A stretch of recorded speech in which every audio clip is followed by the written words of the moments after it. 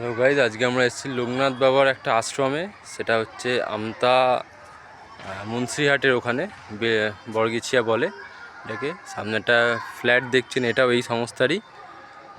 তো জায়গাটা খুব ভালো। এখানে আগের বছরেও এসেছিলাম, তখন একটু ফুল গাছ লাগানো ছিল এই জায়গাগুলোয়। তো সেইগুলো এখন আর নেই, যদিও চেঞ্জ হতে থাকে এদের ডেকোরেশন।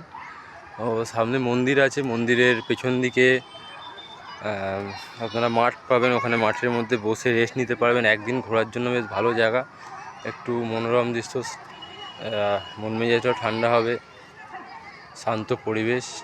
এখান থেকে দেখতে পাচ্ছেন ওখানে অনেক স্টেশনারি দোকান আছে কেনাকাটার জন্য।